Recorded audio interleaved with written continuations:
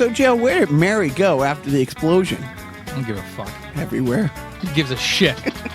Or a fuck about your damn jokes? I've had it. You know, Joe, lions would never cheat, but a tiger would. Yeah,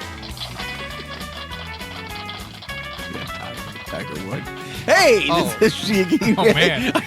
You want to do it again? I had to get on a transfer bus to understand that punchline. Wow. Okay. Oh, this is Jacques. You know who. And welcome to Carnival Personnel. I'm drunk as hell. Did you miss me last week? Who? No. Yeah, of course I did. Did you miss doing the podcast last week? No. So, I welcome myself back. As I had said in the last podcast that we did, that I wasn't sure at the recording of the podcast that whether in just a few days I'd be on a plane going to Saudi Arabia or going to see the Joker movie. Not see the Joker movie. Oh. Yeah. So, did you go to Saudi Arabia? I did go to Saudi Arabia. If I was thinking about bringing it this, or maybe do a sideshow and tell you all about, the trip and some interesting, basically getting, in the nicest way possible, hijacked, kidnapped by a Saudi Uber driver on the way to the airport. Very pleasant experience, but very interesting. So, we may or we may not do that, depending if Joe has the energy to listen to me babble more after this. I'll fuel up on these Reese's peanut butter cups and Twix bars and hot and spicy Cheez-Its and what is that? Coke Zeros? Yeah. We could be down here if another big storm breaks out and you lose electricity again this week. Well, we couldn't podcast, which would be great. It would be great. You think I'm not going to yell at you into this mic? Right. It'd be a podcast of one. So we will talk, more about that. We'll jump right into a couple new impressions of mine that we'll be mixing into the show over the next few weeks. I will now be doing a William Macy impression, not to be confused with a William S. Macy. H. Macy, that's what I said. His wife was one of the ones sentenced. Was his wife sentenced to jail in that? Yeah, she was sentenced to 14 days, but is only going to serve 13. I guess. That's what TMZ reported. I didn't follow up. White privilege. White privilege. Yeah. And then you got Rip Taylor. Hello, Frisco. And have I told the Rip Taylor story that I have? I don't care if you did. Tell it anyway. Okay. Good friends of management and I, a couple in Los Angeles, a writing couple. That I met them. They were writers on that 70s show. They created the show with Hal Sparks called Lab Rats. And, I know Lab Rats starring Hal Sparks. And then they, what is it? Lab Rats has merged with another show, another Disney X show. Anyways, Chris and Brian, great guys, gay couple, and lo and behold, we're at their New Year's Eve party, a few years back. I think it's pre having the Dream Squad. Or maybe he was like young, like 2006, 2007. That's Rip Taylor's job. He, on like New Year's Eve, goes around like 20 parties, busts through the front door, throws confetti everywhere, literally like laps the party, whether it's in the house. This was in the, you went through the living room, out to the pool, and around back in. He did his lap, throwing confetti everywhere, stopping a second here or there for, selfies and pictures. Don't think he was in the thing for like 10 minutes. Wow. And I was like, and then my wife and I are like watching the whole thing, like the kitchen, where it's like, is this happening? and then it's like, is that a Rip Taylor impersonator? Right. Is it like Gallagher and Gallagher 2? Is there a Rip Taylor 2? But I'm thinking that it's like, well, is there that much of a market for Rip Taylor that there be a Rip Taylor impersonator? Actually, you kind of got, I don't know if you consider it a downgrade or an upgrade. You actually saw Rip Torn. Rip Torn is electric, my friend. Yes, thank you. His work on the Gary Shandling show, mesmerizing as the network executive. Yeah. Oh, just and what was, and he was awesome in it. And yes, Defining your life. What was the Tom Green movie? Freddie Got Fingered. Freddie Got Fingered. He was Freddie's dad. Well, I don't know if Tom Green was Freddie, but Freddie's character or Tom Green's character in Freddie Got Fingered. He was also in Airplane 2. He was one of the guys where he was one of those air traffic control guys, and there was a joke that came up where somebody said he worked for the Institute for Impotence. I don't know if you've ever heard of it. And then it cuts to Rip Torn and another guy, and they nod and they go, "We've heard of it." So I do have. It's when he passed away, and I'm like, oh, this will be my chance to tell my Rip Taylor story because I actually have a brush with great. Who used to have a brush with great? Was that an old Dave Letterman thing? Brush with greatness. I don't remember. Like the little bit, it'd be like somebody was waiting in the rain and the cab pulled up and Jerry Seinfeld stole his cab and that was my brush with greatness. So there I was at a Halloween party at this guy Chris and Brian's house and, with the wife. And it was funny. That party, I will always remember two things. Might have been in context the funniest thing my wife had ever said at the time, and maybe since then, and that there was some real vacuous, model, actress, singer, wannabe, just talking nonsense, and we were literally cornered and can't get out. And then she got called to the other room, and she left. And management looked at me and goes, "Did the kitchen just get smarter?" And I'm like, I'm going to marry this woman one day and ruin her life. It's mutual ruining, isn't it? Really? Mission accomplished is what I was going with. But hey, so like I said, I can do two more impressions. William Macy, would you say best known for the abusive husband on Maude? This one episode, but right, he was known as the guy on Maude. He was also in our namesake movie.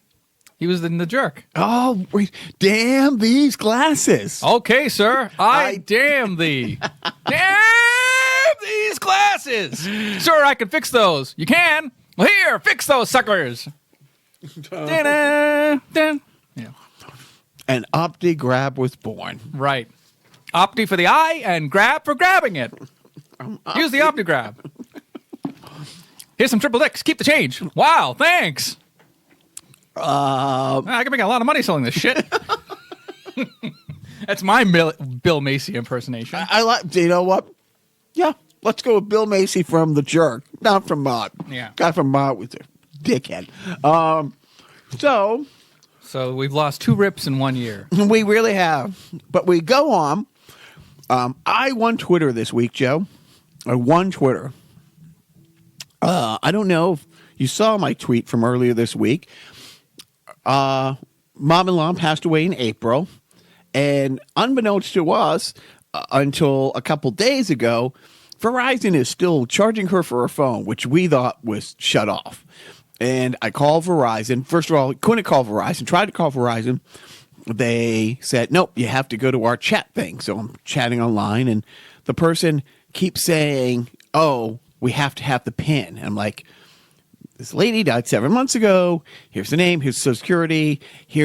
I'm holding the bank statement that has the 814-digit number that says, the payment. I have every other information except that 4-digit. And then finally I said to the person, it's like, okay, hold on. I'll go get the shovel. I'll dig her up and ask her, and then gives me, here's a phone number to call. Got the runaround with them. So after about an hour, and I've done this once before with Best Buy, I just went to Twitter and I added like Verizon Business, Verizon Media, all the things under the thing. I looked up to find like a promoted ad from Verizon, and then I responded to that and added all the different ones. I'm like, this sounds like a great family plan. But before then, make sure you find out if somebody on the plan dies, and 7 months later, if they let you cancel, the account. And, just a little tweet, less than 240 characters. I know that much. really surprising. Within moments, I get a response to that saying, can you DM at this number? I do. They send me a special number that isn't an 800 number or an 866 number, and a real life person picked up almost instantly. And oh, no, we don't need that pin. We can solve this problem right now. So I was able to use Twitter for good. So I won Twitter this week. That should be the parenting tip every week for no reason. It has nothing to do with raising children. It's just something to keep in the back of your mind anytime you have any sort of run-in with any business that has a Twitter handle. Yep. Shame them. When I had my Best Buy card, stolen like 2 years ago, and even my town police, the detective, from the city, I'm not like, I don't live in Mayberry, said, yeah, they're not helping. And he tried to call, they couldn't get the footage, all this stuff. Then I get a note 2 weeks later saying, you weren't proactive enough. We're still holding you responsible for this computer that you bought 2 hours away from me. Anyways. And I did the same thing. Lo and behold, can you DM us at this, add us at this or the whatever, and they gave me a number and I called it, and lo and behold, so yeah. So shaming on companies on Twitter is not just for celebrities anymore. No, it's for everybody. It really is. So went to Saudi Arabia, and this is one of the best things about the long flights that I've done over the last few years. Catching up on movies.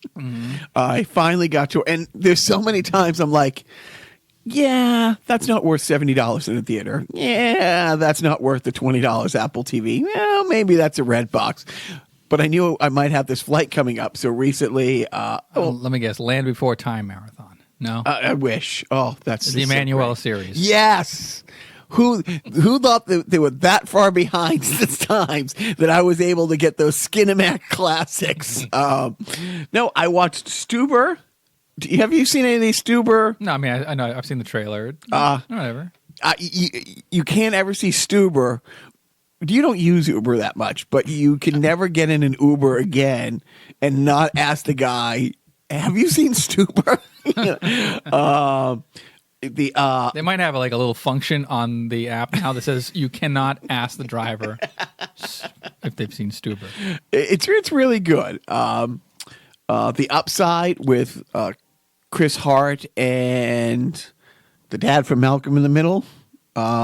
Chris Hart or Kevin Hart? Kevin Hart. Oh, and Bryan Cranston, right? The dad from Malcolm in the Middle. That's when I met him. That's what he was doing. I know him as the dentist who converted to Judaism for the jokes on Seinfeld. Oh, wow! Look at you. That's a deep dive. Or was no? Yeah. Well, yes. Yeah. I almost thought that he was the proctologist with the vanity license plate that said "Ass Man." Yeah, no, he was the dentist that converted to Judaism just for the jokes. And then I forget. Look at you! I didn't know that you were that big in a Seinfeld. That you were. I've seen a handful or two. I'm an American, am I not? You 42 years young. That's throw it in my face. Men in Black International, which is funny because Stuber, had the guy, Dax the Destroyer. Men in Black International is Chris Hemsworth and I can only think of her name from Endgame, and but I also saw Father Figure, which again, awesome movie if it's a red box with Christopher Reeve. No. Plumber. Why are you doing Robin. this? Ed Helms. Yep. And Owen Wilson. Okay. And and Christopher nobody because it wasn't Christopher. Christopher Walken. Oh, Christopher Walken. Okay. He is in it. They're brothers who find out their guy they thought that was the dad who abandoned them wasn't, and it's Terry Bradshaw. It sounds like a fucking romp. It actually is pretty good. It actually I'll is check pretty. It out never. So yeah, 16, 17-hour flight there, 16, 17-hour flight back. Did I just watch 4 movies? You could have read like 3 or 4 books. No, because they also had Aquaman and Endgame, and I watched Aquaman, which I kind of think I had to. Right. an Endgame and a couple times. So that was my thing. That was your flight. Yeah. And now, Great. What about you? What have you done in the 2 weeks since I've been sitting here? Blacked out. I've completely blacked out the last 2 weeks of my life. I don't know. I've worked. I've not spoken on audio recording for 2 wonderful weeks. What else? I don't know. Maybe we can save it later for the TV. Basically, all my life is encapsulated in our little TV/video game recap. Everything else is extracurricular, and I don't do a goddamn thing outside of working like a dog for the boss man. Whoa. Working for the company. Whoa, yeah. Loving an elevator. So you have a lot to say when we get to the video game section. That's what I'm hearing. Lots of it. Lots of it. Sure I do. But didn't something happen elsewhere in the world? Like awful stuff? Am I actually asking for the week in awful? You are. Let's get right into it. So when I do the rundown, I go to Word. Throughout the week, I send you tweets or I send myself notes and emails as kind of the things I want to talk about as they happen. And I call up the last document. And I realized the other day, wait, that was 2 weeks ago? Wait, all the awful stuff we happened about 2 weeks ago that has completely cycled out. That we're not at all talking about the last time I had done a rundown. We were talking about him asking China, the President clusterfuck, to look into Joe Biden's son, like openly, and then all these other things. I'm like, holy shit! Right, it's like opening a time capsule from 1987, and then just for shits and giggles, because I opened up like the 2 or 3 before then, and I just sat there for a second, and I'm like, how could there only have been a week? Because it's not like we come down here. We come down here every week, and you listen to me rant about, Cadet Bone Spurs and all the awful, enablers and, people driving the getaway car. Basically, the pieces of shit that is the GOP. But I just can't believe that from week to week, so much stuff happens. Don't you miss the good old days when scandals would drag on? I mean, you had, Iran-Contra, Watergate, punk rock, North Korea, South Korea, Marilyn Monroe. Hey, we didn't start the fire. It was always burning. I can make a lot of money with this shit. I just let you go, man. But I seriously, before we get into it, I just had that thing. All right, so the last I was here, the whole thing about Ukraine was one of the big stories where this quid pro quo never happened. And then it became, well, this whistleblower. And then, Joe and I were talking beforehand, and we'll get to it in the video games, like my 12-year-old has lost the privilege of using games because something he did. But now everybody else is bad. And like I explained to him today, you're mad. You're a prisoner who's mad at that fucking cop who arrested you and the goddamn judge who sent you to jail. It's like, you committed the crime, asshole. And it's the same thing. That whistleblower became the bad guy. They were going to out the whistleblower. Literally, Lindsey Graham saying, if they go forward with this impeachment, I'm going to out the whistleblower. It's like, which is illegal. But again, in this administration, it doesn't matter. So anyways, that was the last thing. And then just a couple days ago, is Mulvaney like, what is he? What is his role, Mulvaney? Isn't he acting chief of staff? Chief of staff does a press conference and says, of course it was a quid pro quo. That's how government works. That's how policy works. And everybody in the room was like, again, it never happened. It never happened. Here's the evidence it happened. Well, you're making, it's whatever. It's just the fact that, and I said this the last time we did the podcast, you just can't imagine any other point in history. Like William Churchill in like 1940. Or Winston. I confuse him with his little brother all the time. I always confuse Winston Churchill with Winston from Ghostbusters. So Don't even get me started there. But go on.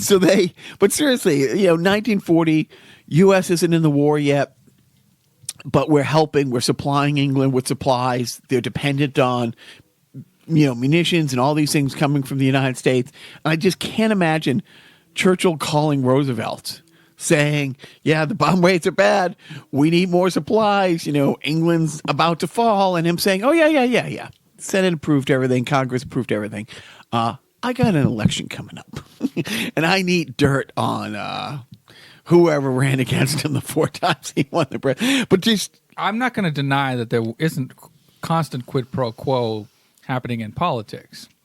You're just not supposed to be so fucking stupid to actually admit it in a press conference as acting chief of staff of the White House. Well, look, yes, it's called negotiation. That's how things work. But sometimes there's not negotiation. There's sometimes you say to Ukraine, give up your weapons. We will protect you when they gave up the nuclear weapons. And then saying, well, now that you gave them up and Russia's already taken part of the country, if you want help, that our entire country already this, like I said, the House had already approved everything. There's a difference between a quid pro quo and flat out extortion, flat out. And again, it was never ambiguous whether you can get aid from a foreign country to help you politically, but with the whole Russia thing, they blurred that line. So the Senate wrote a law last year that actually made it clear. It's like, okay, just to be really clear, let's make a 1-paragraph thing that says you can't ask foreign government for help. Anything about elephants pitching? Well, there is now. They're now. So it is. So that's. Could I have another drink, please? Old Uncle Joe needs a little cold one, Clark. Yeah, it's so and again, so that happened just this week, and it kind of for like an hour overshadowed the fact that we're completely fucking the Kurds. And I don't know, it's on Twitter, but this week, fat fuck in the White House comes out and says that they're worse than ISIS. We don't really know who they are. But the Daily Show put the side by side where just a year ago he was saying the Kurds did everything. They're the best fighters we've ever fought with. They helped us defeat ISIS. They were the most effective people fighting.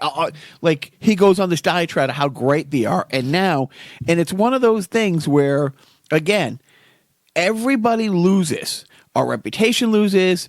There's genocide that's on our hand. And the people who win is the dictator Erdogan in Turkey, where he has all his hotels. Putin wins because he's backing the Assad regime. Assad wins. Who else wins? Well, let's see. Iran, who's friendly with Assad, and ISIS, who the Kurds literally had to abandon the jail where thousands of ISIS fighters were being held, captive. Mm-hmm. And it's just, again, it's like another huge, huge promise. And this time it's, not climate. It's not the DACA kids. It's not the trans and the militaries. It's an ally that fought the biggest terrorist threat that we've had since 9/11. And now we're literally sitting here in your basement while genocide is taking place. 100% on our hands. But we're safe. But we're safe. And it's funny because all these people are now not honoring subpoenas. And just this week, again, everything's on TV. Everything's taped. Everything's out there. And I just wish, whether it's a Nancy Pelosi or whether it's, Elizabeth Warren or Bernie, next time they're speaking on the Senate floor, instead of having a passionate speech, they just go to the nearest 7th grade around them, get the 7th grade AV cart, wheel the cart in, and just don't say anything. Just say, okay, Exhibit A. And it will be, in this case, Lindsey Graham from 20 years ago, when people in the Clinton administration were saying they might not honor the subpoenas because of that.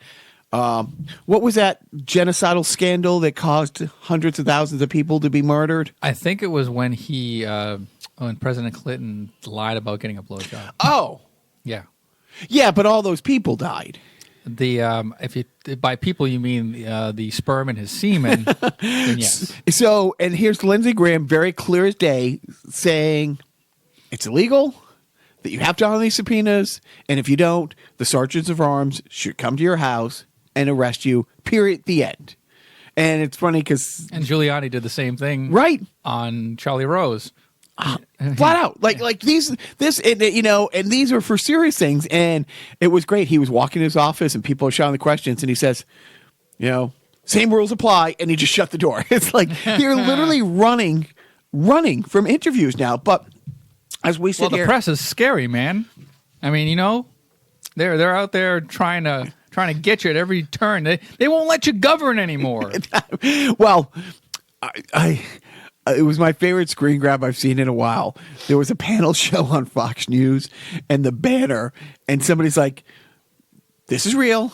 This is what they're now talking about on Fox." It was a panel discussion. Thinking too much can increase the effects of aging. It's like, so old people are watching this. It's like, oh shit, we better stop thinking. Fox News is literally telling their viewers, stop thinking. But I mean, literally, I was gone, and when I was like, wait a minute, the quid pro quo thing happened since that the genocide of the Kurds is happening as we speak. Let's see. Oh. Did you see some graphic artist took that awesome scene from Kingsman? Did you see the movie The Kingsman? I know what you're talking about. Did you see the clip?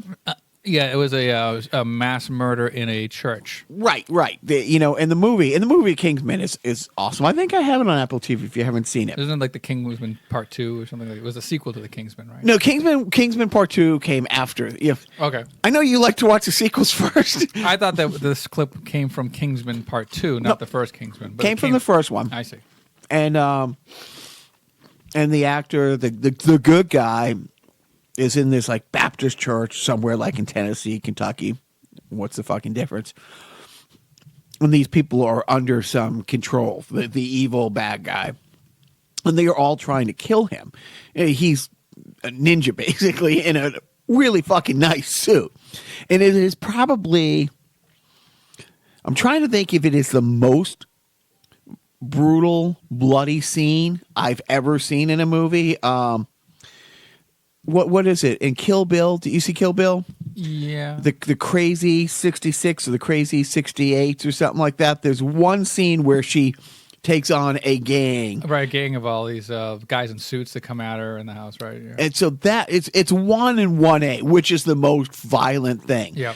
And I mean, like everything. So it's a pretty brutal gun down in a church, people in pews. Right. But it's like, it's not all guns. It's like picking up broken sticks and impaling people. Like, and like, it's a Baptist church, and there's old white ladies who he is snapping their necks.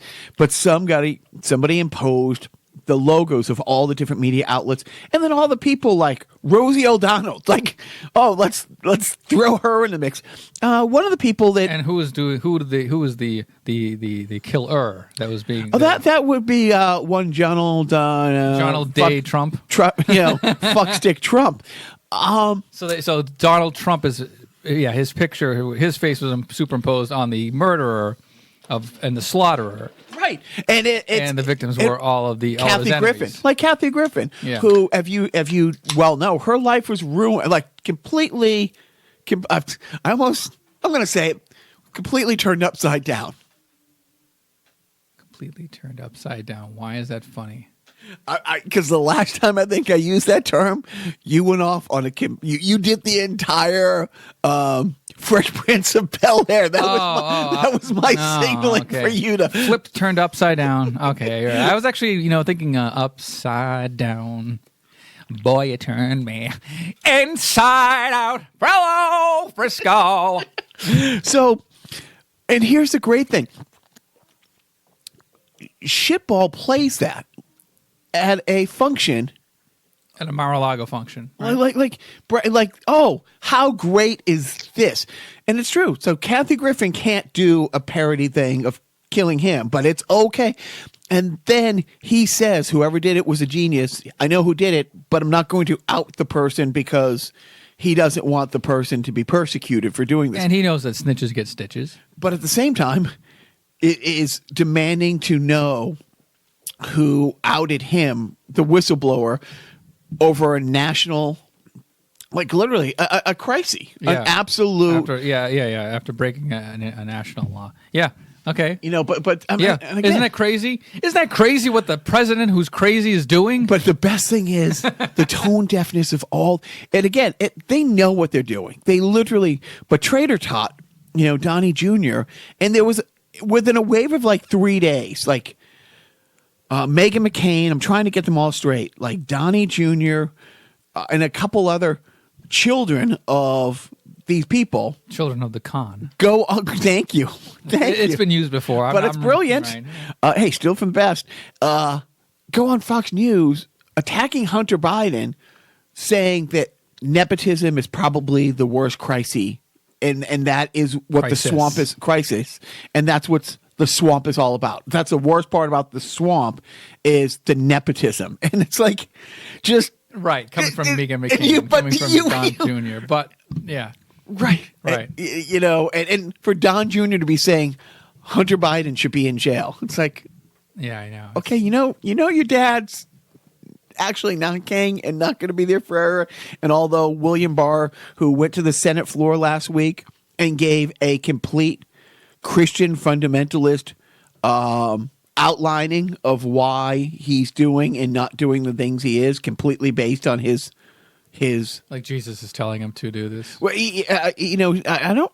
He's like a devout Catholic, but like crazy, But I don't know if is that Christian fundamentalist, if he's a devout Catholic. But he was saying, like, basically his scripture doesn't allow him to do X, Y, and Z. He's governing via the Bible, which is.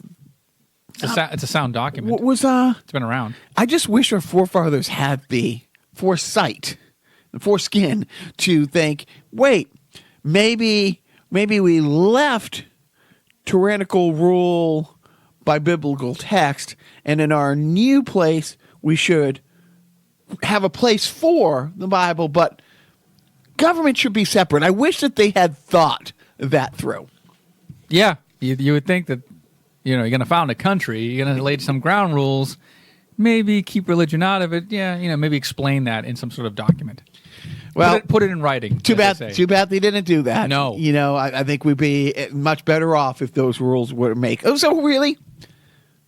Who's the bad guy? I know. You know? Right. Like, why? Yeah. We should stop doing this podcast. I agree.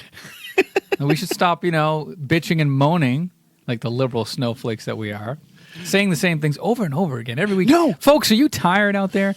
Are you... Are you still listening? No, we're not talking the same. That's how I started by we have difference, but at least here I'll throw you a curveball.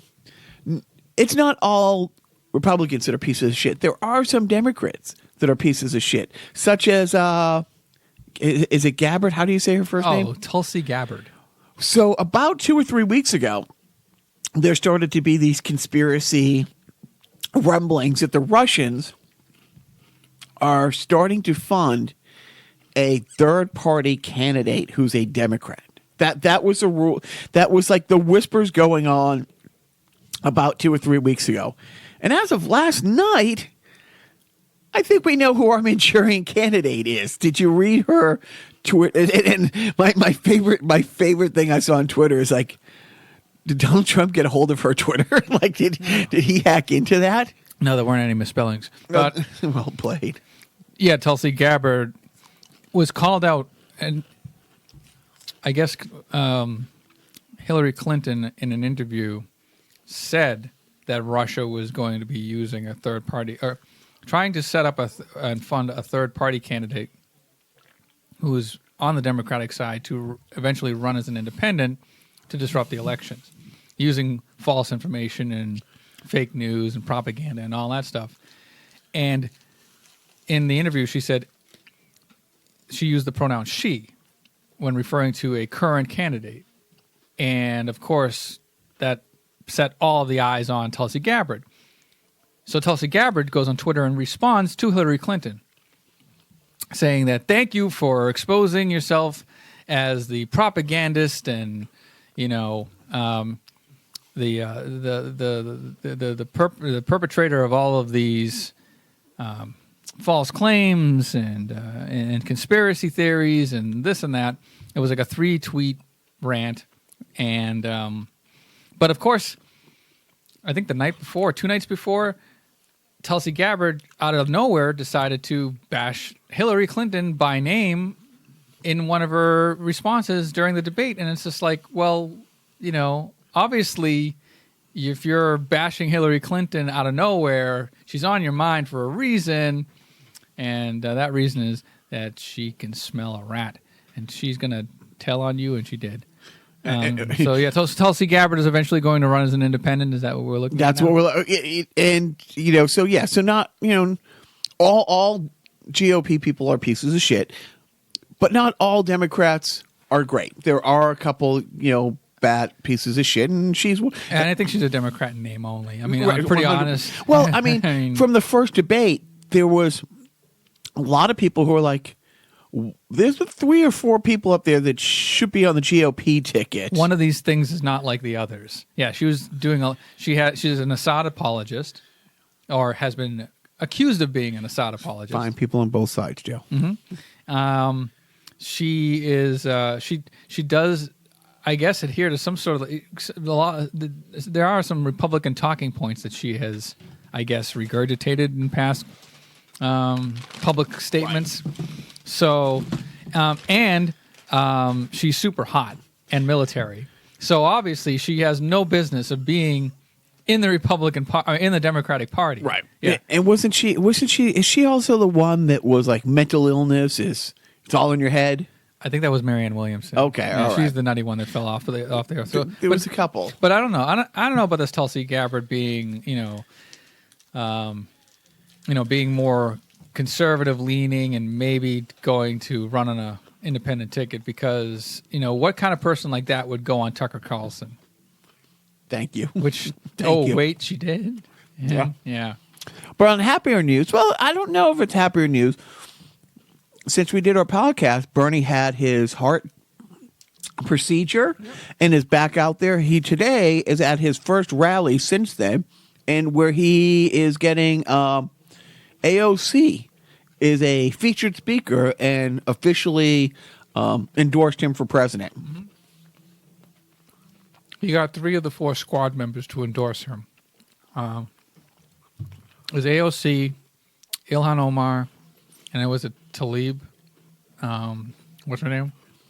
I mean, I'm a little bummed just because I'm on Team Warren, but yeah, I'm also 100% on Team whoever becomes a nominee. Yep. Well, Warren is apparently leading the polls, right? If you believe those fucking things. I guess if you believe one, you got to believe them all, right? Am I right? Well, the last poll that I saw, Mr. Price, I guess like 55% of Fox viewers believe there should be an impeachment inquiry, which when the Fox poll is above 50%, and that's after they threw out like Shepard Smith. But then I saw a little Sharpie negative next to that 55. So, do you have a self-indulgent theater thing that you've been working up for me the last 2 weeks? I haven't been thinking a drop about this podcast in the past 2 weeks. No, do you want to throw something at me besides this Twix bar? Well, you've already gone down. Is there a William Macy? Bill Macy. Bill Macy thing? Not really. No. Can you smack Rip him? Taylor? Yeah. Can you do a Rip Taylor? Can I? I don't know. Can I? This is a voice. I think you missed your chance. I know. See the hey-o. Using the whole fist stock. Lordy. I don't know. I guess we can just stop here and then maybe not do it self-indulgent theater, but indulge me in a defunct sponsor of the week. You just brought tears to the eyes of 50,000 truck drivers. Nice seeing you again. She never gets hysterical.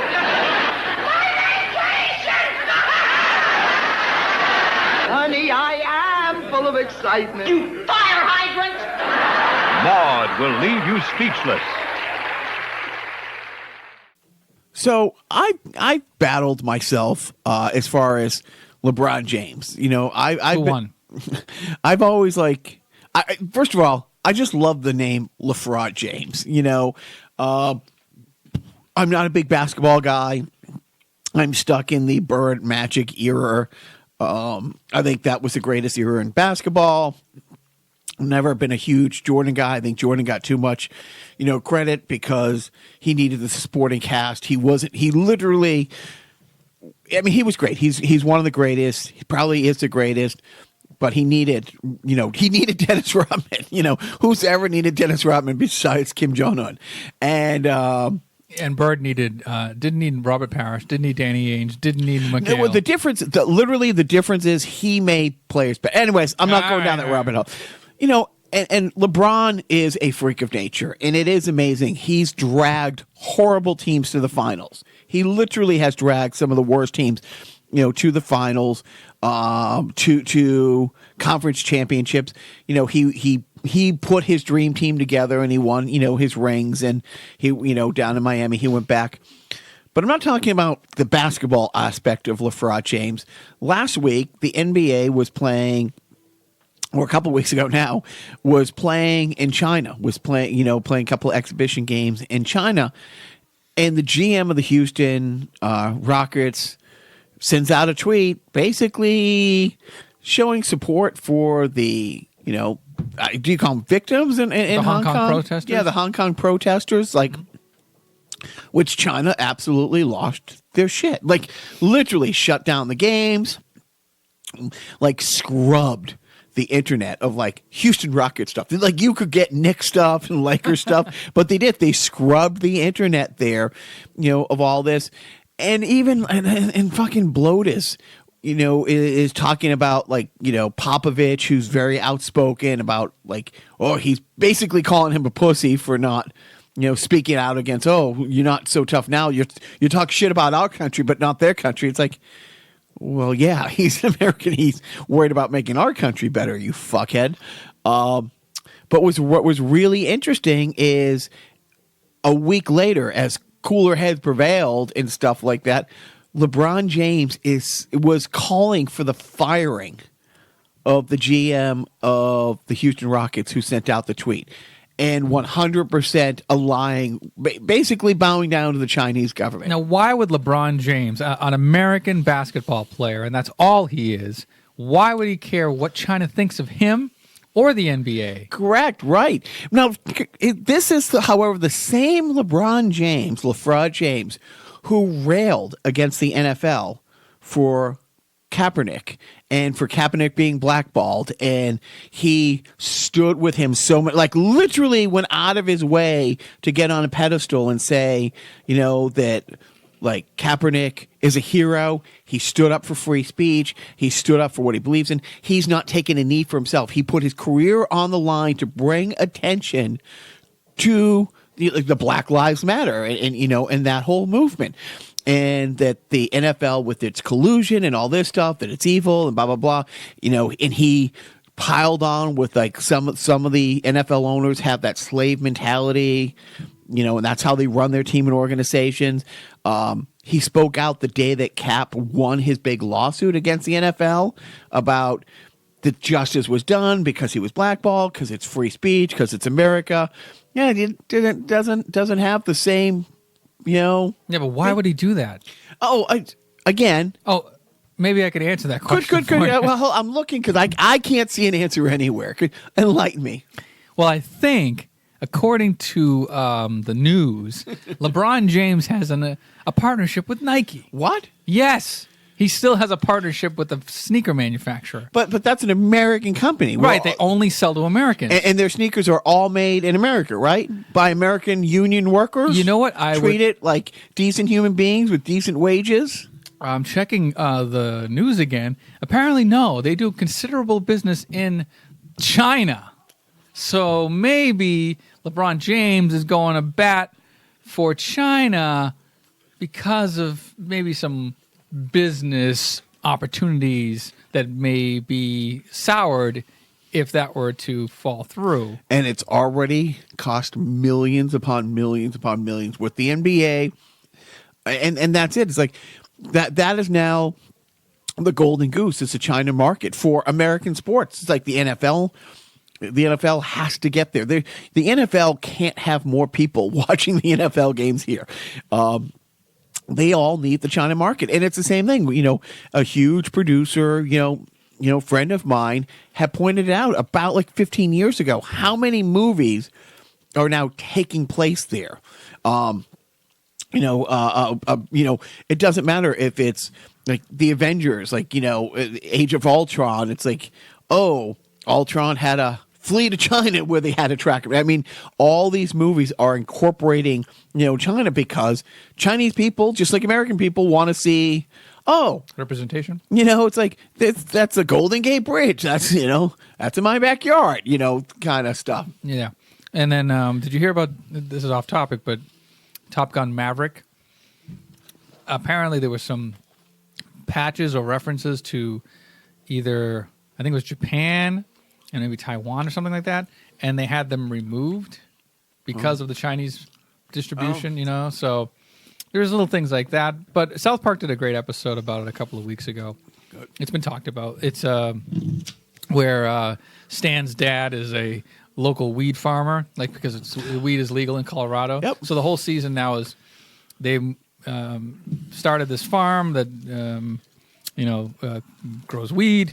He's trying to expand his business, and he learns that there's a big market in China. So he goes to fly out to China, and while he's on the plane, he's talking to other businessmen who are with other companies, from Disney and Google, and all these places are trying to, and Apple are flying to China to, keep their connections going with China. And then he gets thrown in prison for some reason, and he learns about how bad China really is, but how it's basically commenting on how businesses in America are bending over backwards to please the Chinese overlords, and just to get that sweet billion people money that's over there. So it's a thing, and it won't go away, and we're going to live in a dystopian future. The end. No, I mean, the sidebar for a second off your sidebar. I remember when I was in Qatar, and they were getting, and rightfully so, shunned around the world because of the rate of death for the workers there. It's like 2 or 3 people were dying almost a day for a couple-year period of window building the stadiums. They're building everything at once. And there's no OSHA. There's no unions. There's no nothing. They barely have safety helmets. And they're not even Qatari citizens. Oh, no. Qatari citizens don't work. No, it was all the migrant workers from India. The Philippines. On the Philippines. I mean, basically living in squalor, like 20 people to a room. It's breathtaking how bad. Now, I will say that a lot of reforms came in and got a lot better. But I was talking to a Qatari who was like, yeah, it's awful. And there is a push. And these are as the changes are happening. But he said, but I'm really, we don't take the world that seriously because, everybody is reading these articles on their iPhones or their Samsung, phones made by slave labor in China in the same thing. It's like, and it's true. It's like you've seen all the articles where, it be an entire 3 months of wages for an employee, at Apple in China to be able to buy a phone. So I think what you're saying here is the world sucks. The world sucks. Business sucks. Slavery is just going to migrate from ethnic group to ethnic group as and that's another thing he said. He goes, yeah, it's easy for America to say, oh, Qatar is awful for using slave labor. And how was your infrastructure built?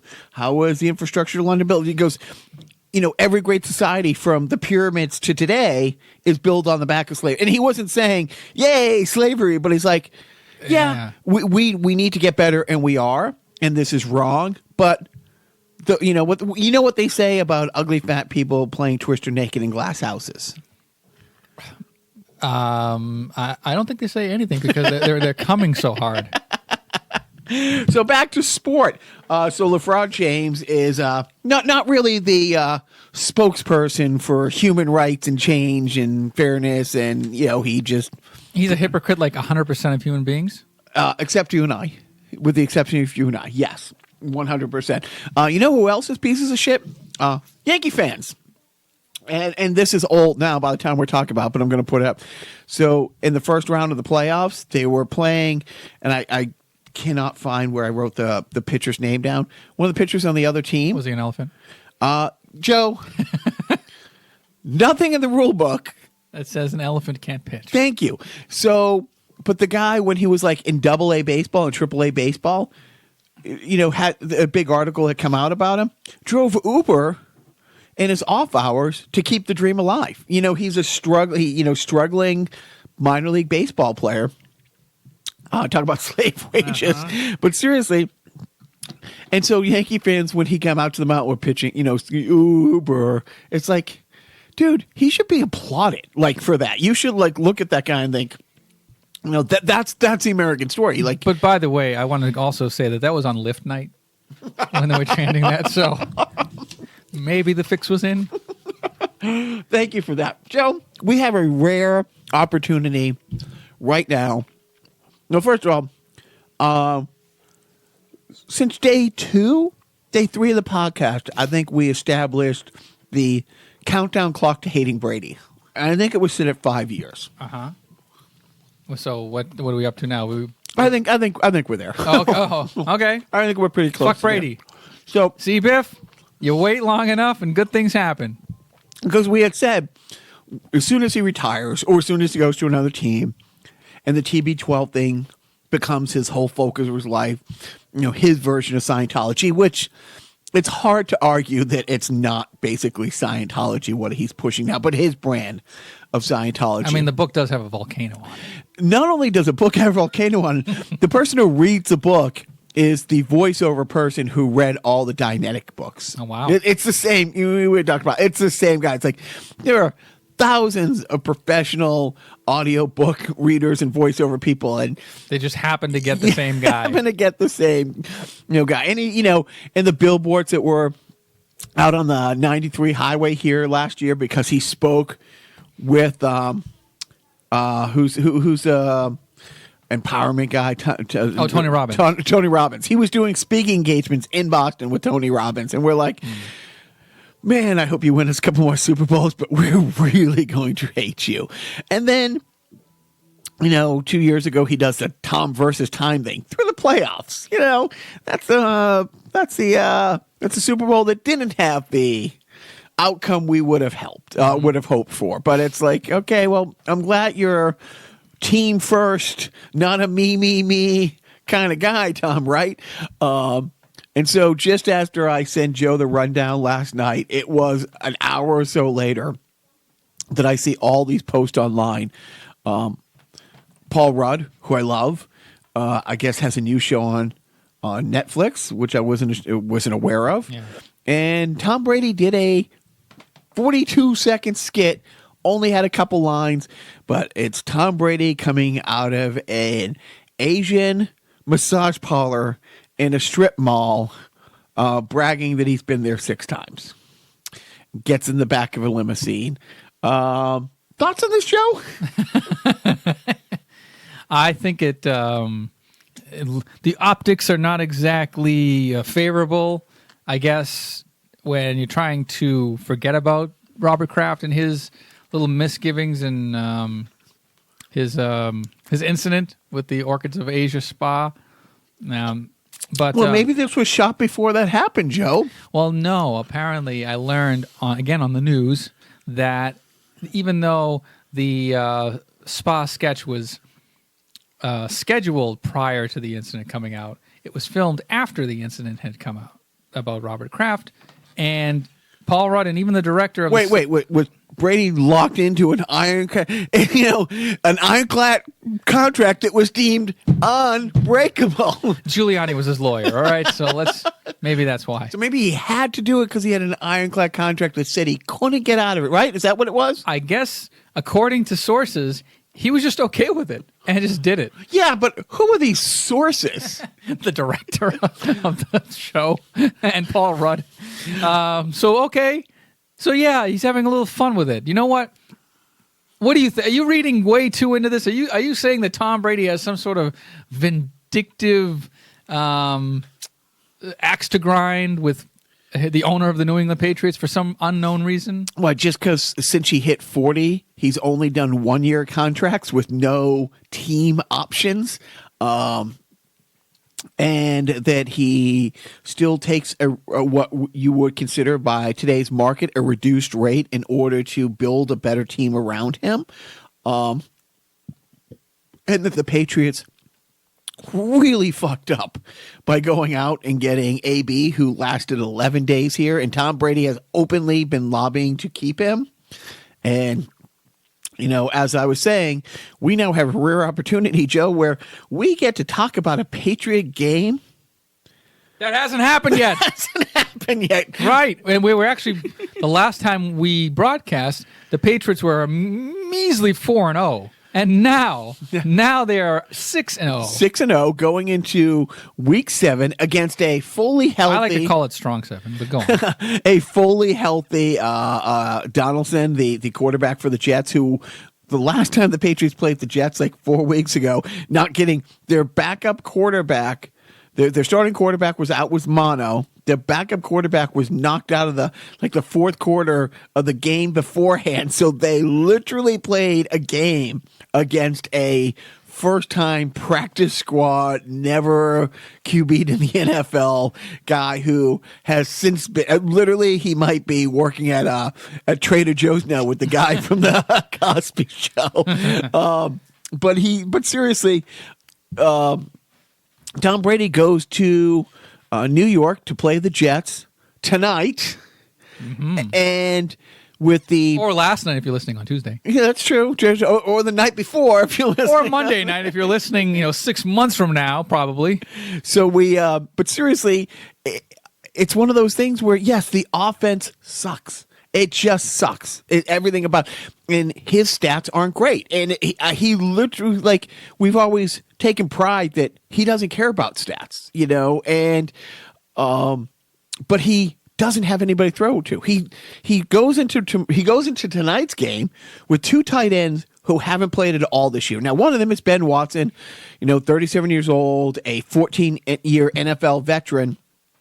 And he started the season on a 4-game suspension, then came off suspension, and the Patriots released him because they didn't have the money because they had given it all to Antonio Brown. Literally, they had to cut a couple people 2 weeks later to bring him back. He hasn't played. He hasn't played all year. The other guy is a rookie who hasn't played. So he goes into tomorrow's game with 2 tight ends who haven't played. He goes into tomorrow's game with Julian Edelman and Joe. Right. It's almost like when Bugs Bunny had to play every position. First base, Bugs Bunny. It's going to be wide receiver, Tom Brady. Tight end, Tom Brady. and it's true. It's his offensive line, which we hope will get better. They had a stud. Their second round draft pick last year, who's hurt. Who hopefully will come back at one point. But right now, his offensive line sucks, and the running game sucks. And yeah, the running game sucks because Phony Michel is a pedestrian running back at best. But there's been so many clips that. Patriot Apologizes will post where they'll show there's 4 defenders in the backfield within a second of the ball being snapped. And it's like, is it really his fault he didn't break for a 20-yard, pick up on that play, or that Brady threw the ball away or hit the dirt because he didn't want to get crushed? And you don't blame him. But seriously, the Josh Gordon isn't playing tonight. Demaryius Thomas, who's playing for the Jets, and we mocked the Jets because when the Patriots released him, they didn't pick him up, and then when the Patriots signed him back, and then AB comes available, then the Jets trade for him, and Demaryius Thomas is upset that he's playing for he's openly upset that the Patriots lied to me. It's like, no, they brought you in, you were going to be part of the team, somebody much better than you came along. It's called football. It's called life. if we have been in Saudi Arabia and Jason Momoa put the moves on management, would I really falter because of such an upgrade? But so they literally have Julian Edelman, 2 rookies, Dorsett, who's a decent third, fourth option, but he's been out the last 3 games. And I think a duck on wheels with a target painted on its back. I would give anything to get that duck, but with the salary cap the way it is. That said, you got a prediction for what? Oh God! What did it say? It's taped to the corner of the table. Hold on a second. I'm trying to see because I found my copy of what you had said and what I had said. Do you have what you had said on there? What can I make of this? Actually, I can make a hat. I can make a brooch. Oh, we're in week 6. We're in week 7. 7. Okay, so why is this off? Oh, we're going into week 7. Okay. Yeah, what do you got All against right. the Jets? I know what I did wrong. Okay. You got out of bed. God damn it. Against the Jets, I had 23-16. You have 32-10. So I'm going to have to say my 32-10. The 10 might hold. The defense might hold. I'd be stunned if the offense gets more than 24 points because at the time we had healthy wide receivers. At the time we thought Ben Watson was going to have been on the team for 3 weeks. At the time we had a kicker. But so for that, I'll still keep with the point spread in Vegas is 9.5. I say they cover. Mm-hmm. But a quick update: what at this point of the season? Do I have it at 7-0 at this point of the season? Yes. Okay. So far I've been right. Yes. All right. So when do I have their first loss? Their first loss, according to you, comes against the Ravens in a couple of more weeks. Okay. On November 3rd. Also, that's a Sunday night game. So yeah, so most of the games at the beginning of the season were the 1:00 games, except the first one. But I think most of the next 5 or 6 games, 5 of the next 6 games are afternoon. Yeah, they're late games. And their last game was a Thursday night game. So Thursday night to Monday night. Yeah, Thursday night, Monday night, afternoon, Sunday night, afternoon. I think Monday night. But 4:30 afternoons or 1? 4:30. Oh yeah, so they're the later. Sorry, games. yeah, 4:30. Yeah. So okay, but the Pats are rolling along. Thank God for that weak schedule that they got. I mean, it's like it's working out for Brady. And people who are getting excited about the defense. The defense is great. You can only play the teams that you are scheduled to play, but even though they're playing shitty people, they're not playing down. The defense has been amazing. Like they've given up 1 rushing touchdown. The defense, through 6 games, the defense has given up 3 touchdowns. That's it, 3 touchdowns. The defense itself has scored 5 touchdowns. And I don't mean, they recovered the ball and Tom Brady ended up putting it in. I mean, pick sixes, right. Punts that are blocked, fumbles recovered. The defense has outscored in the 6 games he played so far, 5 touchdowns to 3. But now that brings us into, what are you watching, Joe? Oh, good. We're going to skip random video games. No, okay, wait. Yes. I have it backwards? I was looking at backwards. No, let's get into... Are we reviewing? Do you want to tell the story about... No, it's just a game that my son plays. Jimmy Neutron for Game Gear? I mean, for GameCube? Oh, but it's because the interweb went down. Right. The internet was out for a day. Yes. We had a short circuit in our FiOS box when the power surge hit during the storm on Wednesday night. And, we were out of... internet for one day, so they were forced to live like the caveman once did and play games that were not reliant on internet access on the GameCube and other things down in the basement. So they had to come down to the sad cave for a day.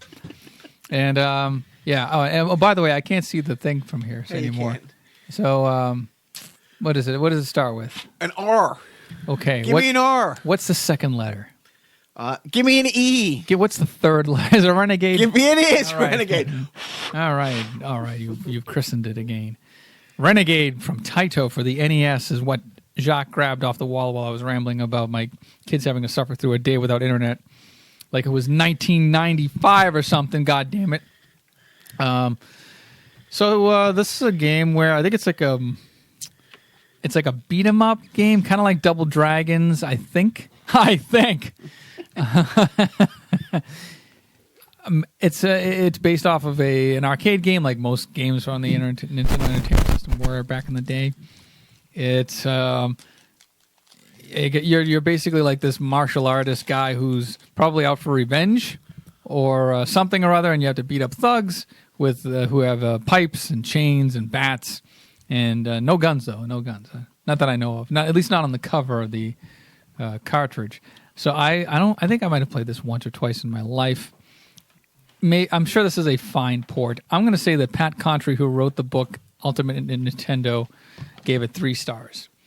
And what? Yeah, 3.5 stars. And it's a beat 'em up.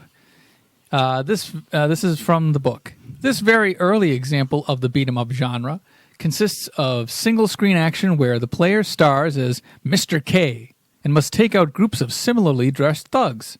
Mr. K has a good variety of attacks from the start, including kicks, punches, jump kicks, running attacks, knees after grabs, and shoulder throws, and pin down attacks.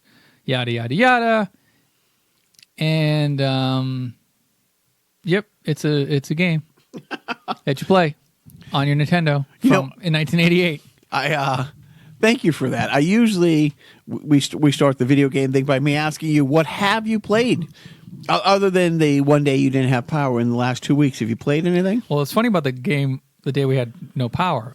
I was on the final boss of Link's Awakening, the new Zelda remake that came out for the Switch. And it was late at night, and I was playing on my TV with the Switch in its dock, and I'm in the boss fight, and the power goes out. So I'm like, oh no. I hit pause on the controller. I picked up the Switch that was on the dock that has a fully charged battery, and then I just finished playing, and I beat the game. So I beat Link's Awakening for the Nintendo Switch. Yay. First time? Is it? No, I actually owned that game. This is what you're running. No, I'm holding for applause. Okay. I had that game. Don't do it, please. I didn't want to end this, please. So, I beat the game originally when I had it for the original Game Boy. It's a remake of an old Game Boy game from the mid '90s, and I beat it then. And I don't think I've really. I played a little bit of it here and there on like emulator and stuff, but yeah, first time beating this iteration of the classic Nintendo game. So apparently there's like a secret ending or a special ending if you beat it without dying, which I guess is pretty easy. It's, all things considered, it's if you know what you're doing, it's a pretty simple game to kind of get through. But I'm not doing that. I'm just, I'm moving on. I guess maybe I'll try to 100% it or whatever. But it's fine. It's a nice game. So I beat that. Did you look up what the special ending is, or are you gonna wait? I think I saw a video that revealed it. The completionist guy, right? He did the video. The guy with the beard power. Yeah, right.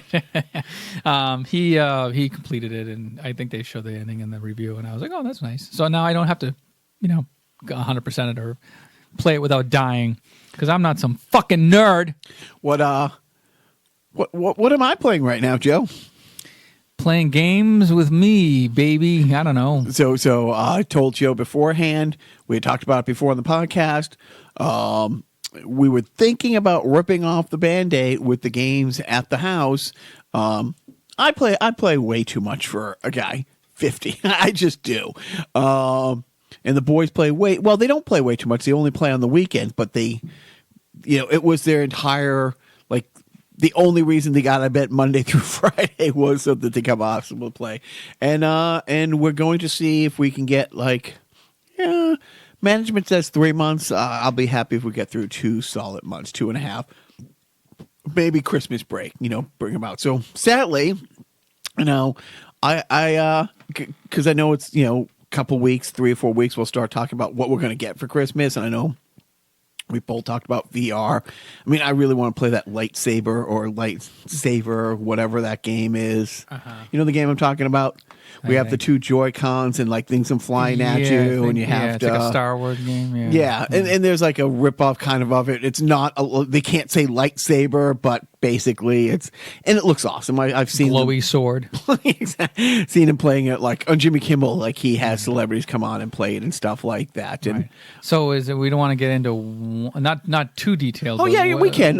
So why is Epic there Games? Yeah, why is there a ban on video games? What happened in your life that caused this this sudden change of culture in your household? So we had talked about it and how much the oldest one is addicted to the games. Like and we've all seen people with addiction in our life. It's like, yeah, this is not good.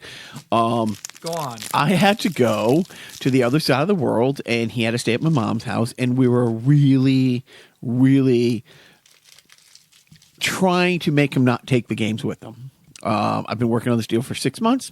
Was going to be gone about a 72 to 75 hour window. His grandmother doesn't like kids playing games like this. They should all be outside, playing kick the can or rolling a hoop down the street with a stick. you got more. You want to jump on in? Nothing that I don't want to broadcast. I got a couple of other ideas.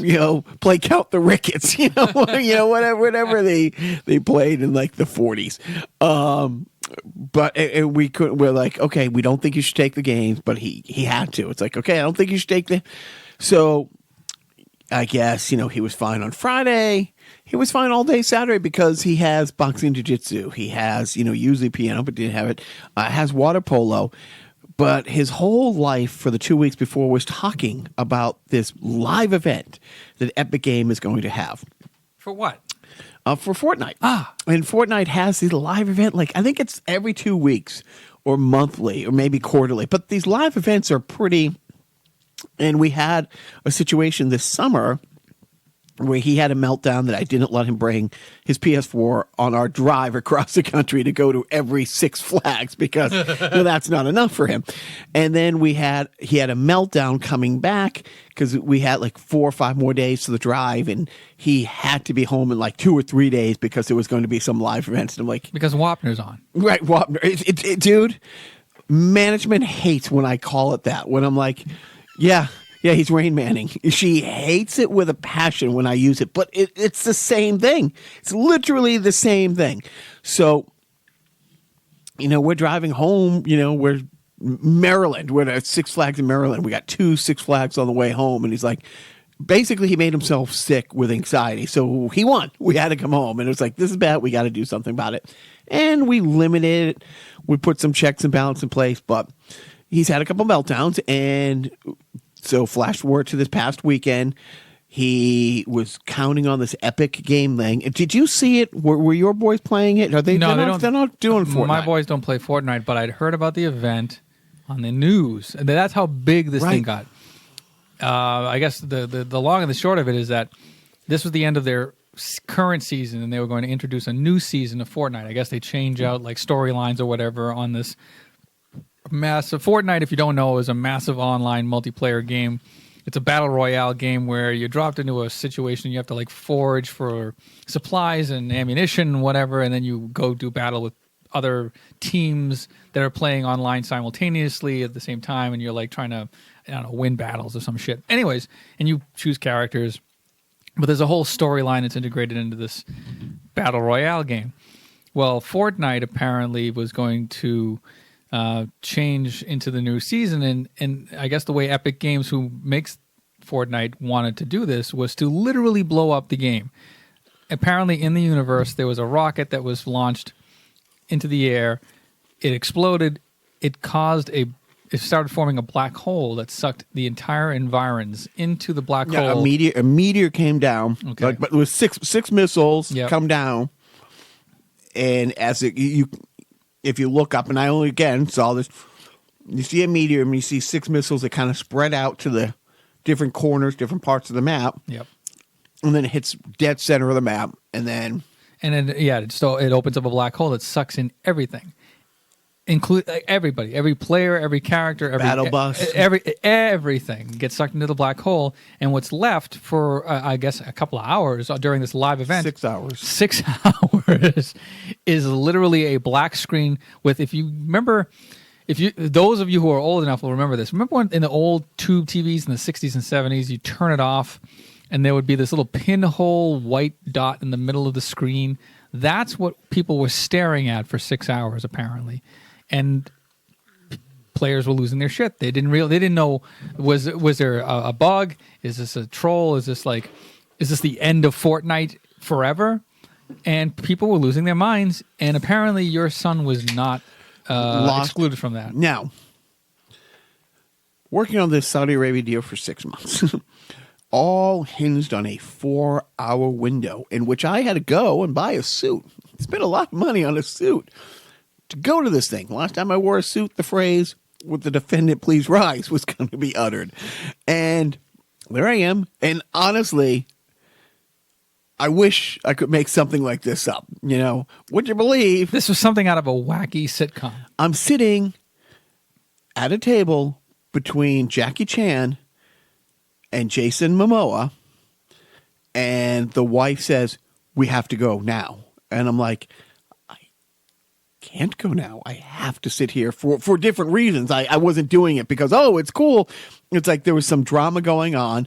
I literally had to get up and go in the hallway where my sister was FaceTiming us from the other side of the world saying, "Mom's on the way to the hospital. She's having an anxiety attack because your eldest is melting down that much." And we've seen these meltdowns before. My mom hasn't. Well, this is a dark side of things. And honestly, in management, it's like, well, let me see the TV. Flashback like 8-9 years ago. He's like 2 or 3. We're visiting. We had just got to my parents' house from LA, and my parents had a brand new $5,000 TV that he threw something not at the TV, hit the TV, spidered it, and flash forward to the present time. We couldn't tell on FaceTime. It's like, wait, did he break the TV? Is that what that hole is? Because it looked on the phone, it looked like a hole on the TV.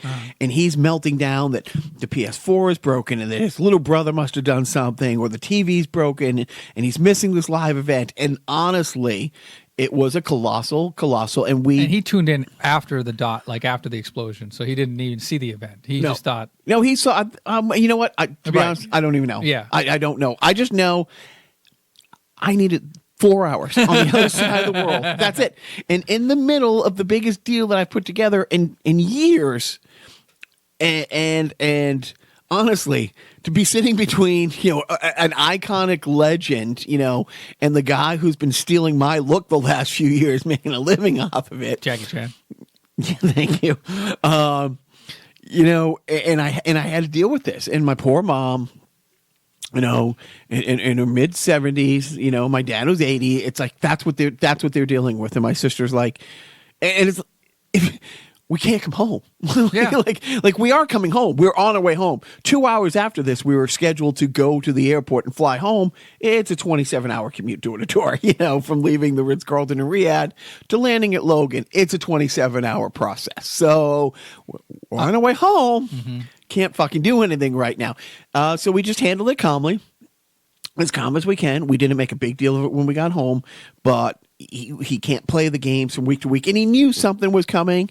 And all week long, he kept talking about, this weekend. And we were kind of like, we'll see how it goes. But we had packed up the games, moved him out of the house. So I can't have a moment of weakness. Like last night, management and him went to see Double Tap. They've been looking forward to seeing that. And I had like a 4-hour window at home with me and the little guy who I knew was going to fall asleep in the car on the way home. And I'm thinking, I can go downstairs and veg out. But I didn't want to be tempted. So we packed up all the systems, put them in a bin, put them in the wife's car, and she left them at the workhouse. Just leave them there so I can't get them if I want them, Because if somebody's going to break down, it's going to be me. So we told them Friday, and that's it. Yeah, it's going to be a 3-month window, buddy. And so you're going to be buying a new PS4 this week? He's because not only, I guess my point is, why make the money if you can't have fun spending it? You know what I'm saying? If you're going to go all the way over there and make some money for yourself. I did buy a new foot pedal for my drum set, and a new cymbal stand. Well, no, a used cymbal stand. You don't need a new cymbal Right. stand. It stinks. All right, put the cymbal on it. Is it going to fall over? Can you hit it really hard? Good. There you go. So so that is my video game story. So I'll keep you Trump's posted. mine. But that's everything. It's a switch, and like the little guy who doesn't play as much, kind of a victim of circumstance. But it's like, no, as a family, boom, we're all going to do this. And that's like iPad games, and how's that working? Well, that's the thing. He has to have his iPads for school and stuff, but we put codes on it. And we said the same thing because he was in the car we were driving and he was playing Minecraft. I'm like, dude, no. I mean, it's like, don't make me delete it so that you lose everything on it. But there's codes now on all the things. And unless he's sitting next to us at home because he's homeschooling, doing work, or if he's in the car, if he wants to do a drawing thing, if it's a school, if it's an educated thing, if it's a music thing, a music game where, there's one rudimentary thing where you got to guess the notes or something. Whatever, yeah. But no Pixel Gun, no Minecraft. The other big one is no watching YouTube videos of people playing Minecraft or Fortnite. No, it's gone. That world has ceased to be. It's a dead parrot. This pattern wouldn't boom if you put 20,000 volts through it. So, I'll keep you posted on how that is going to go. But yeah, that's the big news coming out of. I mean, you're not going to suffer too much because at least you have the Patriots, podcasts and the Batman podcast and everything else to kind of bide your time until Christmas. We're crazy busy anyways. Yeah. There literally isn't that many hours in the day, to do stuff. I barely get to jam with Dan and stuff like that. Actually, when I leave here, I'm going to go see the Rationales play, and I think the Rationales are done. I think they got a couple more shows, and then they're done. And so, I'll go see Dave Marabella and check that out. Maybe Dave can start jamming with us. That'd be great. But it's like, I don't have that much time to play. Good. But I do like early morning if I'm up like an hour before them, or like I said, it in. On a Saturday night when if the wife goes to a movie and the boys are out, it's like, I'll veg out for a couple hours. And you're multitasking. You're playing while you're listening to Rachel Maddow's podcast. Thank you. See, you complete me. I get you. Now let's get into it. Good. What are you watching? Well, on Netflix, I watched the new Breaking Bad movie, El Camino. It was good. It was nice. A lot of people were saying, it was kind of meh. They were expecting more out of a Breaking Bad movie. It was basically a 2-hour episode. It basically, I don't know, you've never watched Breaking Bad, but I know how it ended and all that. So basically, the spoiler, the end of Breaking Bad, Walter White dies. Jesse Pinkman, who is cooking the meth for him, he got kidnapped by this Nazi gang. Jesse was saved by Walter White. Walter set up something to kill this Nazi gang who had imprisoned him, literally made him a slave, and he escaped. And the final shot of Jesse at the last episode was him driving away in this El Camino, just like screaming at the top of his lungs out of joy. And so this movie takes place immediately after that, and then also flashes back to while he was a prisoner of this Nazi gang. And it bounces back and forth in time. And does Walter make appearances? He makes an appearance. Nice. I know he does make an appearance. What was brought to my attention afterwards when I was listening to radio shows talking about it, and I didn't notice this, but apparently since Walter White being played by Bryan Cranston is now on Broadway right now doing network. He's the mad as hell guy. He wasn't going to shave his head to then go back on Broadway and have a shaved head for this one little cameo, so they wore a bald cap.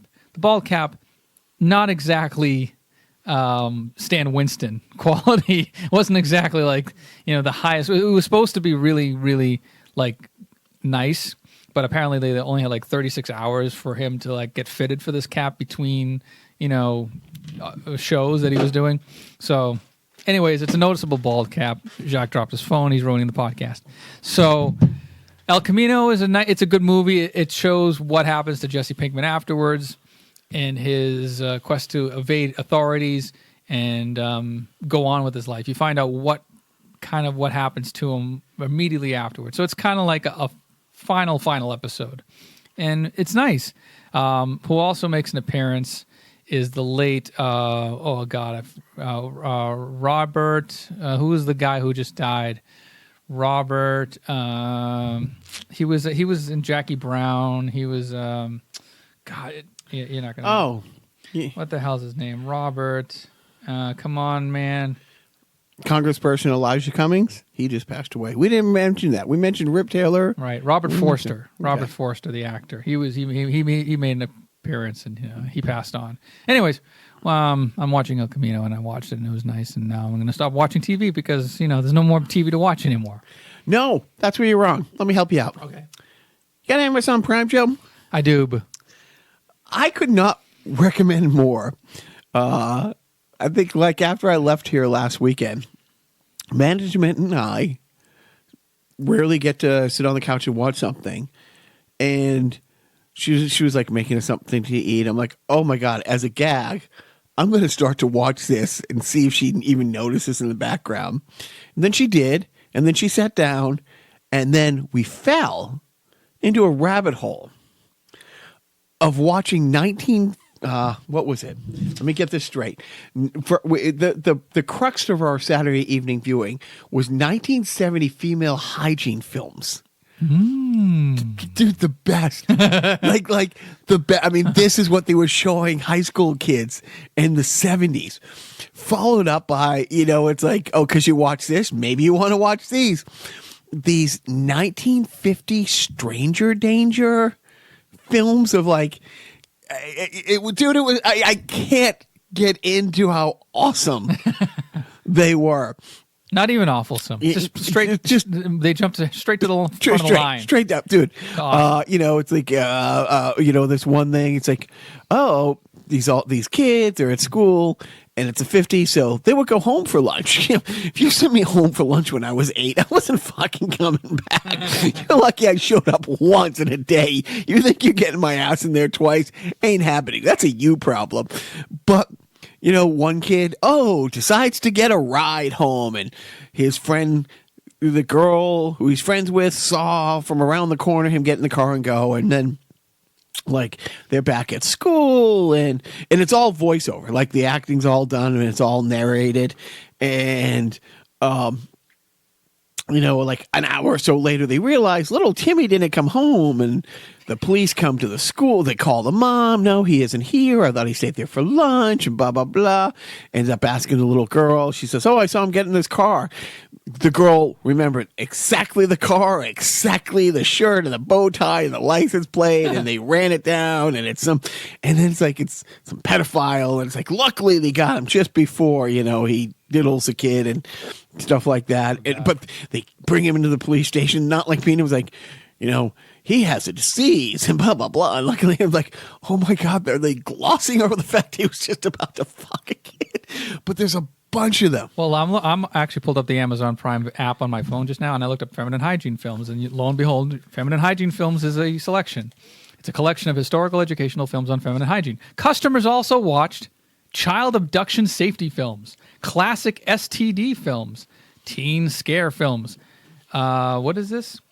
Something social guidance films? I can't read it because the Prime logo is over it. Driver education scare films, classic cigarette commercials. The driver education marriage counseling films. The best. I mean, it starts with like a car on fire and like teenage kids like half impaled and stuff. Keep it clean. Vintage hygiene films. Home economics films. Drugs kill. The home economic.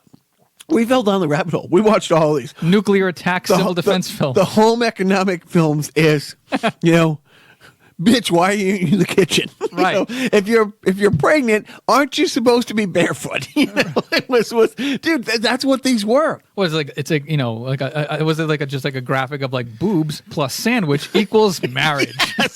Yes, dude. That's exactly what it was. Junior prom films, youth gone wild, juvenile scare films, urban housing films, juvenile delinquent films, prejudice films. This guy looks like this guy in the thumbnail looks an awful lot like Frankie. It does. Teenager social guidance films, Spick and Span. No, Jacques, it's not that. It's vintage hygiene films. Dude, they're the best. Like, honestly. Mental health films, vintage police films. And it looks like a training video for like a southern police department right now. It's just a guy it's a cop firing a gun into the air. And when you're watching these, every time I watch these things, I think those people auditioned. like the guy who has the no line, scrawny guy. He's like, he has a disease. He is what's known as a pedophile. And I'm like, oh my God, that guy had to audition. It's like his actor. By the way, how woke? They call it a disease, not like a life choice or anything. Like gays are life choices apparently, but yes, pedophiles are diseases that they were born that way and they can't help themselves. Well, they're like, and he's going to be sent away where he can get help. It's like, you don't help, right? That, yeah. But dude, and it's like eating a Pringle. Yeah. You can't just watch one. I think I know what I'm watching tonight. But I think you've rekindled a little. You can skip over the ones that. I mean, we've all seen the duck and cover thing. Like we've all made jokes about. I loved those as like a teenager growing up. Right, but you've seen those. Like these other ones you haven't seen. Right. Yet. So there's a whole genre. Like you can, and I'm dead serious. It was a good 3 hours of us like, what are we gonna watch next? These are awesome, And you think about like there's the 50s, the 60s, the 40s, the 70s. Like there's so many decades. Well, the funny thing is, the 70s hygiene thing triggered something in me when it was explaining how the body works. I grew up in the 70s. This is how the world was explained to me, and I don't want to say crude or rudimentary animation things, but very almost like watching a Pong version of something. and I told management, I'm like, it's really weird because that's how if you could explain to me, okay, Jacques, this is how this works. This is how that works. I'd understand cold fusion at room temperature if you could put it in a 1970s hygiene format.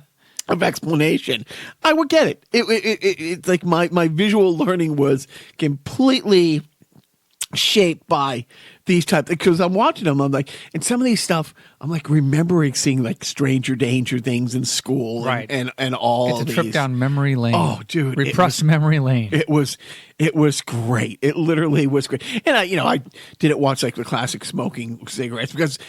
You were too busy smoking cigarettes because we're cool. Of all the things I never got into, thankfully that was no. But I listened Henry Winkler for not smoking. Hey kids, this is the Fonz. I know I might look cool smoking this cigarette while I'm feeling up this chick over here, but take it from me, I'm gonna die of cancer eventually. 50 years later, right? But no, because I hear all the cigarette ads because I listen to old radios, shows from like the 30s and 40s because I got my finger on the pulse, right? So that's what I've been watching. Well, that's what I will be watching. Thank you for bringing some actual substance to my viewing. You got a friend in you. You got a parenting tip. I'm sorry, what? So you had said earlier that my parenting tip should be about shaming, corporate America to bending to your will on social media. Wait. But I actually do have a parenting tip. When you rip the Band-Aid off and make your 12-year-old son face the fact that he has an addiction, that it's something we all have to deal with together, and you're picking your other son up from school as the older one is ranting how his life has no meaning, everything sucks, he has the worst life in the world. When that's the oldest child. So when the youngest one picked him up, he's in school. The other side of the building where he goes to school, lives in Lowell. We live in Lowell. He doesn't live in Lowell by himself. On the other side of the building, there's like, I don't know what it is. It's like a homeless, they can come in and get like a meal, like a soup kitchen that's open in the morning. So I drop them off at 7:45 and it opens at 8 and then it opens again. It must be at like 4:30 or 5. So in those 2 times that I drop them off, there's a crowd of people there. Well, as my oldest is telling me how awful his life is and it sucks and it has no meaning without games, and I'm turning right to take a corner, we're looking at a burnt out building where my son goes to school. It's a gorgeous one of these old mill buildings that they put a lot of money into, and it looks gorgeous. It's great. But right around the corner, there's a burnt out building. A mattress that just fits the doorway of this burnt out building. As a homeless guy's putting out the blanket, I literally pulled on the other side of the street and I said to him, "You want to go talk to him about how your life is absolutely the worst life and you have nothing and how unfair everything is?" And he wasn't thrilled with the idea. I said, no, we give him a couple bucks for his time, but you want to go over and explain to him how awful your life is right now. So my parenting tip is, don't be afraid to use the homeless to shame your kid and to shut the fuck up and for maybe a split second realize, oh, this really sucks. I don't get my games. But I'm not sleeping in a fucking doorway. And that guy, I'm pretty sure, is psyched to have that wherever he got that real mattress, to sleep on, because the other 15, 20 people milling around outside the door this way of the soup kitchen don't have a blanket or don't have a mattress. They got blankets. Luxury. That's, you know what? I think you can have a deal with Amazon there, because if you just film that and make that an educational video. Do I do it grainy black and white and say it's like a 90s thing? No, I'm thinking sepia tone 70s. Okay. Yeah. Okay. Yeah. Throw a bunch of redheads in there. It'll make it, authentic. What was it with the 70s and they had like redheads? Dude, 60s, 70s. Yeah. I don't know. They were just hot. Anne Margaret. Right. Opie. I was going to ask, what's wrong with you? But you know what? Nothing. The answer is nothing is wrong with you, Joe. You are a walking embodiment of everything that's good in this world. So that's my parenting tip. I'm done. Me too. And thank you, Jacques, for coming back unchopped up. That was very nice of you. I'm glad you made it back. And, your lovely better half came back in one piece. You made a little money. You had a little fun. You had to deal with a certain meltdown of somebody, but it is what it is. You'll get through it together. We're gonna find our way together, taking the time each day to learn all about those things you just can't buy. Two silver spoons together, you and I, we're gonna find our way. You and I together, we're gonna find our way. We're gonna find our way together. Don't forget.